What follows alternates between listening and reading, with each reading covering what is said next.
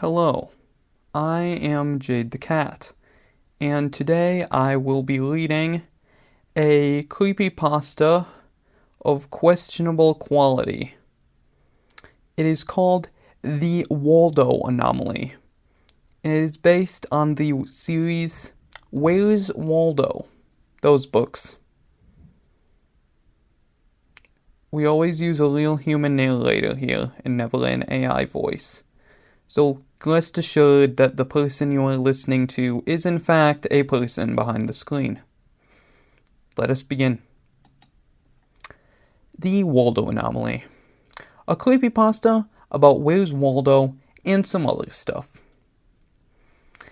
It was a hot day, with rippling heat waves emanating from the gas station parking lot.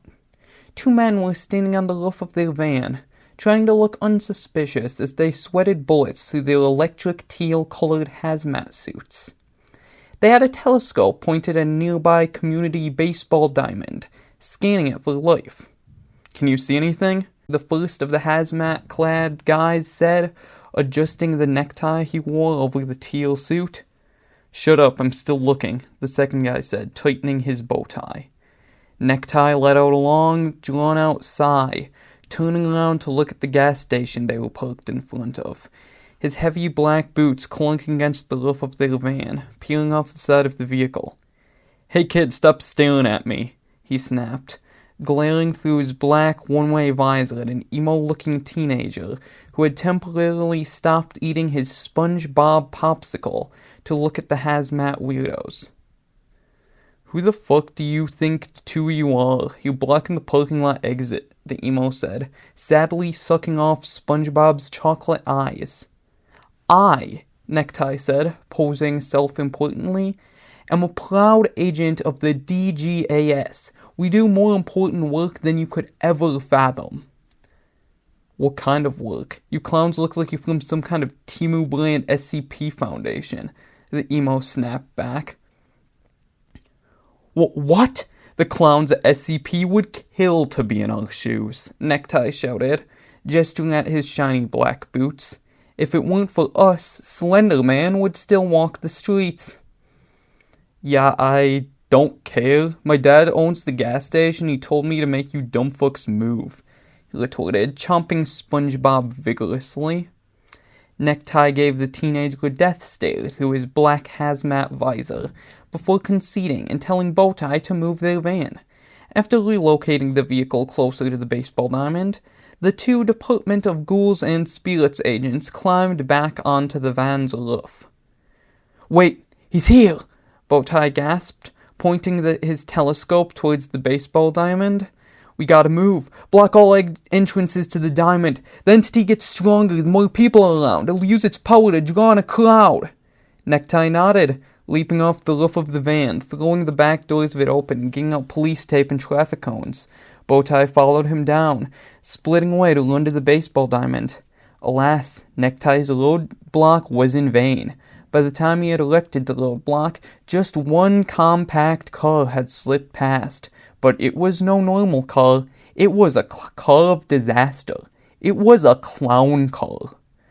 Bowtie screamed with frustration, pulling at the edges of his cyan hazmat suit out of sheer anger as a mob of clowns erupted from the clown car. The jolly jesters flowed from their vehicle like water, all geared up with colorful and comically oversized baseball equipment. They dashed around the field, engaging in a nonsense game of baseball. "No!" Bowtie yelled at the clowns, shaking his hands in the air. "Everyone stop! Lives are at stake here!" Most of the clowns ignored the hazmat-clad madman, but one of them did, however, stop throwing banana cream pies from the pitcher's mound and walked over to Bowtie. "What's the matter, buddy? You look like you seen a ghost," the clown chuckled, amused by the panicking teal man. "It's worse than ghosts," Bowtie intoned, gripping the red-haired clown by his floppy Commander Crazy baseball jersey. "So much worse." Commander Crazy gave Bowtie a worried look. "Worse than ghosts?" Bowtie let go of KK's jersey and started to slowly pace around him, talking loudly to be heard over the sounds of the baseball game. Tell me, have you ever heard of the Where's Waldo books? The guy with the stripy hat who hides in clouds? Yes! Bowtie shouted while gripping at the air so suddenly you could hear his fingers cracking through his full-body suit. Yes, him! What I'm going to say might sound crazy, but we are the crowd, and Waldo walks among us.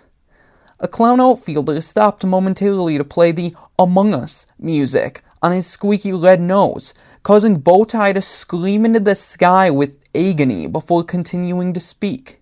Somewhere on this field, there is an evil Where's Waldo book that houses a malignant demon masquerading as Waldo. He uses his unholy power, too. His speech was cut off by the sound of a cream pie home run and a chorus of excited nose honks. He uses his unholy power to draw in massive crowds, no matter how likely they are to form. Then, he uses the life force of the crowd to commit a disaster. If you leave now, you might still be Commander Crazy. What are you doing? KK looked up from his banana phone. I was just calling a cycle word, sir. Yuck, yuck. The baseball clown laughed. God damn it, man, I'm telling the truth! The DGAS agent bellowed, looking around desperately for the Waldo book. I'm begging you, tell your clown gang to leave this place before you all die. I think you live up to my name better than I do, Commander Crazy said in reverence. You are indeed crazy. In the mere seconds it took for the teal tailor to get offended, his necktie-wearing friend had stormed the field, panic evident in his body language. We gotta hurry. I spotted the oncoming disaster. Waldo just summoned a meteorite. It's gonna hit the baseball diamond in only a few minutes. Necktie screamed, pointing at a fiery speck in the sky. Unless we find and contain Waldo's book, we aren't gonna make it. The whole town of Greensburg is gonna be Blackensburg soon. If that's the case, then we don't have time to get rid of the clowns. We'll just have to work around them. Bowtie said to Necktie, straightening his hazmat suit. Let's find Waldo.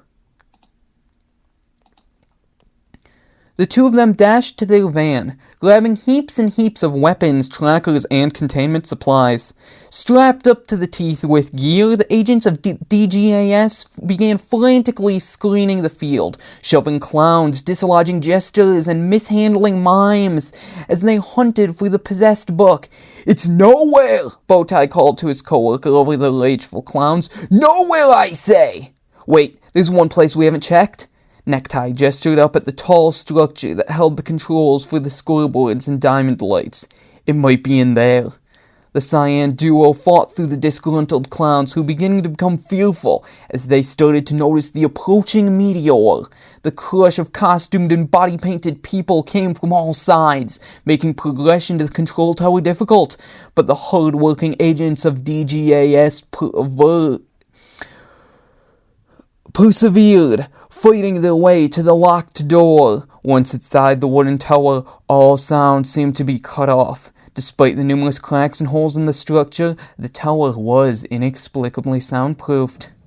The demonic power is going off the charts, Necktie whispered, clutching his spectrogen meter in a shaking hand. Waldo is most certainly in the building with us right now. By the looks of it, he's a lot stronger than when we last saw him a week ago. No matter, we'll take him on anywhere. The DGAS...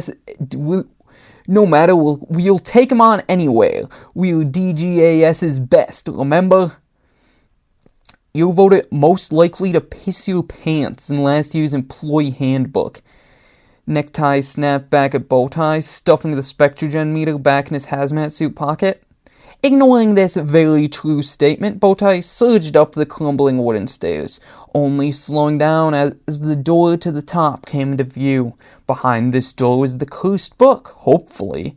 If the book wasn't there, well, they were about to be flattened and toasted by a space rock. With a deliberate push, the rotting old control room door squealed open.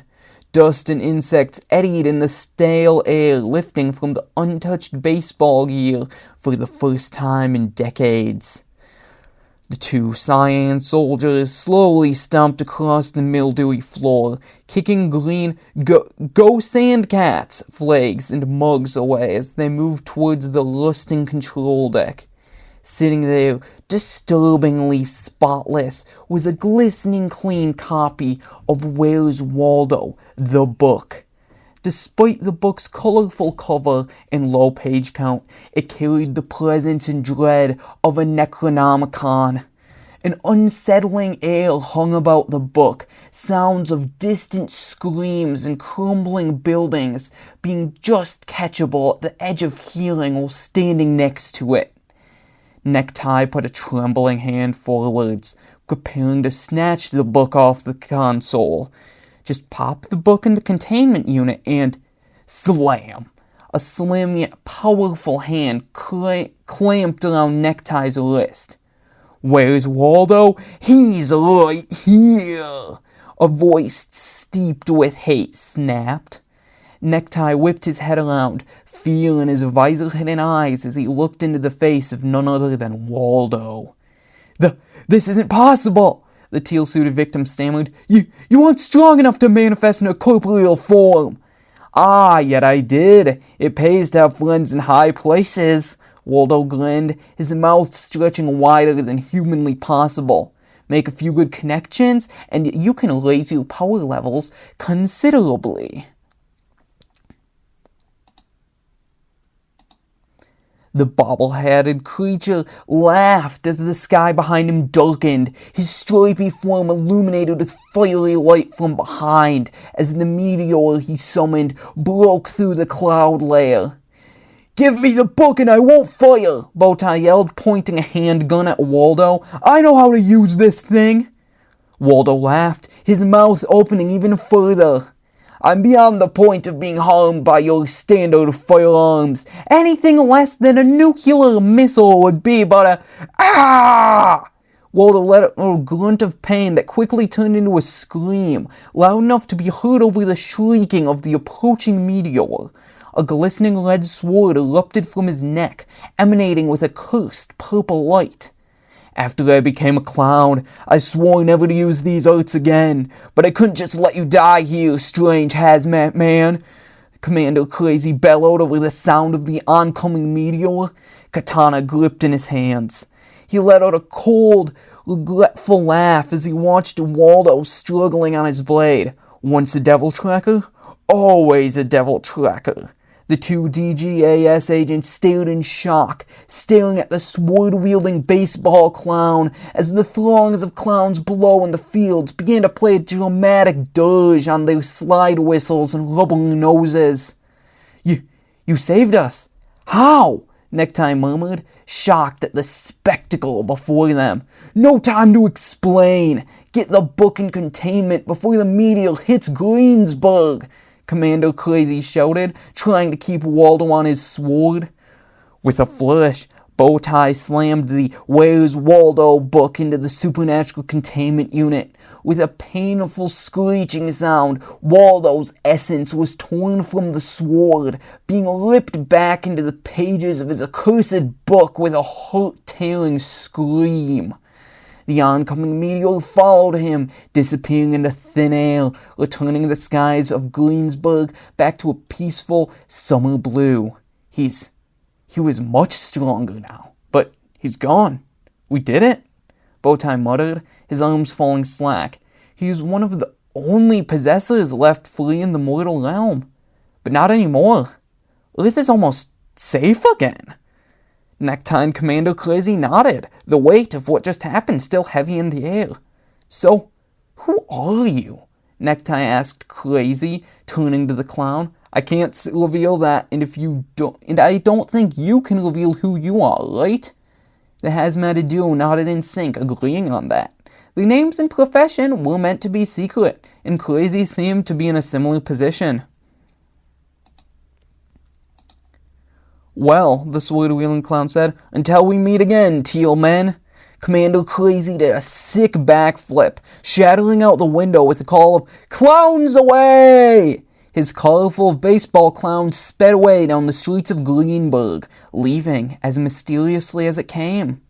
The DGAS agent stood solemnly, looking at the book that was held securely in the containment case, never to release Waldo again.